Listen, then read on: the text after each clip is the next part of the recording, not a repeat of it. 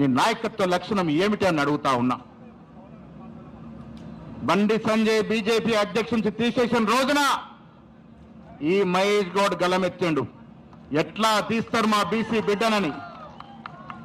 కానీ నీకు ఇవాళ సోయి లేదు, బీసీల గురించి మాట్లాడే సోయి లేదు. మీ అన్న పొన్నం ప్రభాకర్, మహేష్ గౌడ్, ఆది శ్రీనివాస్, సురేఖమ్మ, మాతో పాటు రెడ్డి నాయకులైన జీవన్ రెడ్డి, ఎస్సీ నాయకులు లక్ష్మణ్, శ్రీహరి అందరము బీసీల గురించి కొట్లాడుతుంటే మీరు ముఖం చాటేసుకుని ఢిల్లీలో దాక్కుంటే ఎవరికి అన్యాయం అవుతుంది? బండి సంజయ్ గారు, భవిష్యత్ తరాలకు అన్యాయం చేస్తున్నారు మీరు, భవిష్యత్ తరాలకు అన్యాయం చేస్తున్నారు. మీకు చిత్తశుద్ధి ఉంటే నీకు కానీ, ఈటల రాజేందర్కి కానీ, మా అరవింద్ కానీ, బీజేపీ ముద్దుబిడ్డ లక్ష్మణ్ కానీ మీ చిత్తశుద్ధి, బీసీ రక్తం, మీ రక్తంలో బీసీ గుణం ఉంటే 42% గురించి తక్షణమే రేపే మాట్లాడాలి మీరు. బిల్లులు పెండింగ్ ఉన్నాయి మోడీ దగ్గర, రాష్ట్రపతి దగ్గర. రేవంత్ రెడ్డి ప్రభుత్వం బిల్లులు చేసి కేంద్రానికి పంపింది. 2 బిల్లులు, ఒక ఆర్డినెన్స్ పెండింగ్ లో ఉంటే మీరు ముఖం చాటేసి తిరుగుతున్నారు. ఇది భావ్యమా అని అడుగుతా ఉన్నాను. కాంగ్రెస్ ప్రభుత్వం, రాహుల్ గాంధీ, ఖర్గే, సోనియా గాంధీ, ప్రియాంక గాంధీ మాటకు కట్టుబడి ఉంటారు. ప్రాణం పోయినా మాట కింద జార్చరు. అందుకే తెలంగాణ ఇచ్చింది సోనియా గాంధీ. ఎక్కడ మాట ఇచ్చింది? తెలంగాణ ఇస్తానని కరీంనగర్ గడ్డ మీద మాట ఇచ్చింది. ఏ సంవత్సరంలో?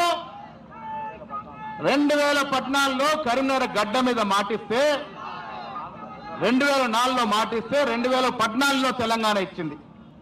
ఒక మాట ఇస్తే ఎంత కష్టమైనా నష్టమైనా ఓర్చి తెలంగాణ ఇచ్చిన ఘనత సోనియా గాంధీది. 6 గ్యారంటీలు ఇస్తాను వాళ్ళు ఇస్తున్న ఘనత సోనియా గాంధీది. మీరేం మాట అయ్యా?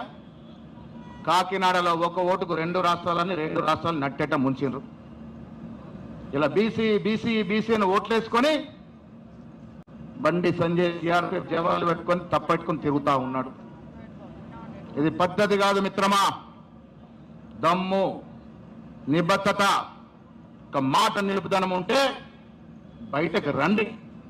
అరే ఈ బండి కిషన్ రెడ్డిలు, రామచంద్రరావులు ఏం చేస్తారా మిమ్మల్ని? బీసీలంతా మేము అనుకున్నాం, రండి పోరాడండి మోడీతో, కిషన్ రెడ్డితో.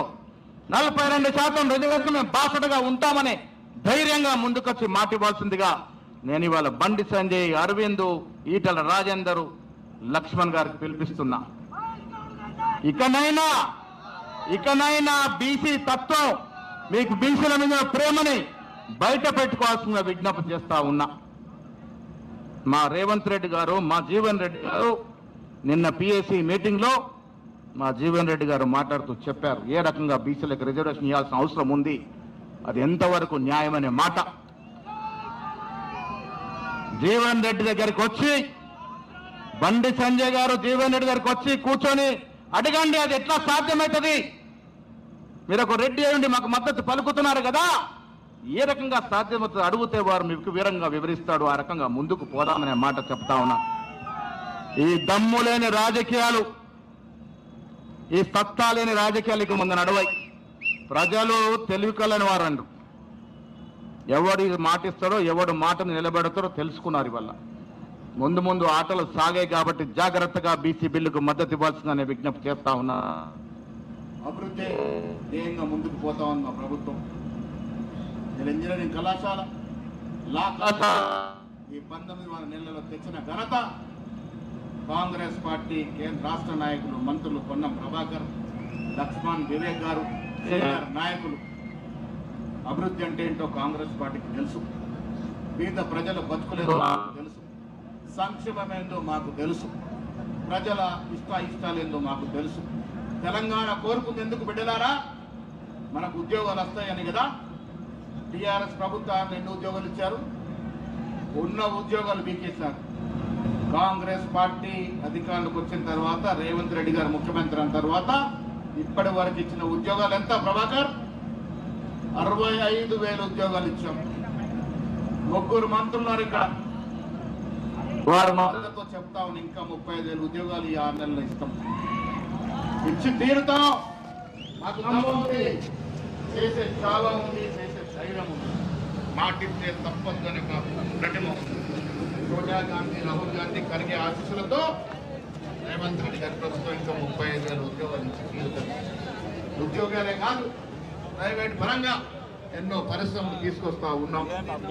పక్క నియోజకవర్గం కేటీఆర్ బాగా చదువుకున్నాను చెప్తాడు. ఎన్ని కోట్ల విదేశీ పట్టుబడి తెచ్చిండు? 10,000 రేవంత్ రెడ్డి గారు, శ్రీధర్ బాబు గారు విదేశాలకు వెళ్ళి 1,78,000 కోట్ల విదేశీ రుణం తీసుకొచ్చింది. ఇది కాంగ్రెస్ మార్పు రాజకీయం అంటే. మిత్రులారా, మనం ఎందుకు ఓటేస్తాం? మనం బాగుపడాలని, మా కష్టాల్లో ఒక నాయకుడు పాలు పంచుకోవాలని, భవిష్యత్తులో మాకు అనుకరించి కార్యక్రమాలు రావాలని, మాకు ఉద్దేశించిన స్కీములు రావాలని, మా ఊరు అభివృద్ధి చెందాలని, మాకు చెరువులు రావాలని, నీళ్లు రావాలని ఈ పోచంపాడు నీళ్లు తీసుకొచ్చింది ఎవరు?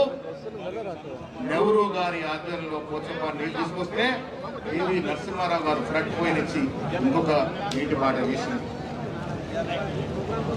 ప్రాణైతే చేవెళ్ళ ప్రాజెక్టు తీసుకొస్తే మిచ్చల్ వీడి ఖర్చు చేసి ప్రాజెక్టు కూలే విధంగా కాంట్రాక్టర్ జేబులు నింపిన ఘనత కేసీఆర్ది, కేసీఆర్ కుటుంబాన్ని. ఇలా దొంగల్లా భూములు దాచుకొని కోర్టు చుట్టూ తిరుగుతా ఉన్నాను, మమ్మల్ని అరెస్ట్ చేయొద్దని. సుప్రీంకోర్టుకు వెళ్ళాలి. అలా నేను తప్పు చేసిన మమ్మల్ని అరెస్ట్ చేయొద్దని. ప్రజా కోర్టులో శిక్ష తప్పదు.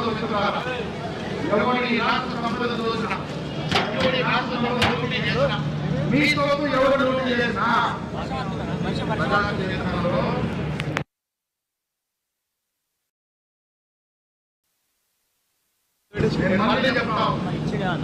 వచ్చే ఎన్నికల నాటికి రాజకీయ ముఖ చిత్రంలో టీఆర్ఎస్ పార్టీ ఉండదు. ఎన్ని ముక్కలాటైంది టీఆర్ఎస్ పార్టీ? ఎలా 4వ గొంతునక్క ఎదురు చూస్తున్నాడు.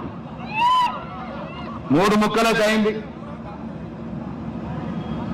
ఒక ముక్క సుక్క బిజినెస్ చేసి జైలుకు పోయి పాపం ఇవాళ విదేశాలకు పోయింది.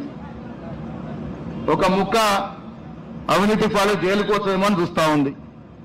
ఈ 2 ముక్కల కొట్లాట్లో పెద్ద ముక్క పాపం ఫామ్ హౌస్నే పరిమితమై రోజు పొద్దున సాయంత్రం పాపం పరేషాన్నాడు ఆయన.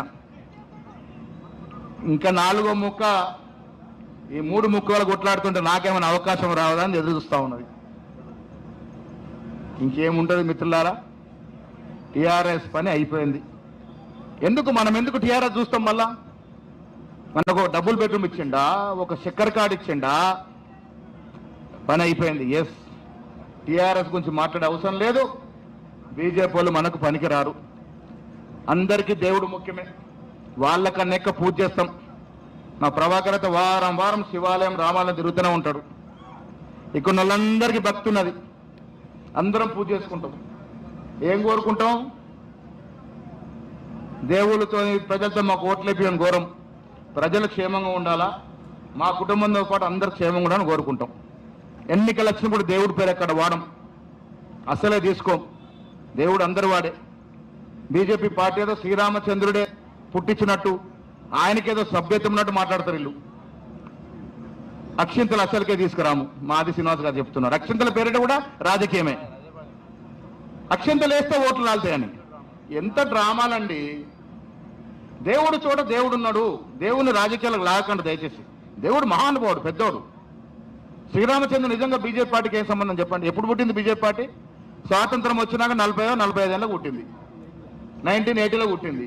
శ్రీరామచంద్రుడు ఎప్పుడు వాడు? కొన్ని వేల సంవత్సరాల క్రితం. శ్రీకృష్ణుడు ఎప్పుడు వాడు? అంతకన్నా పూర్వము. ద్వాపర యుగం ముందే కదన్నా, రామాయణం కన్నా జీవనన్న తృతాయం ముందు.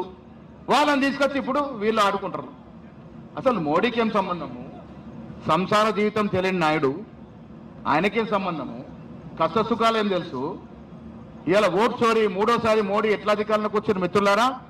రాహుల్ గాంధీ ఓట్ చోరీ, ఓటు దొంగతనం చేసి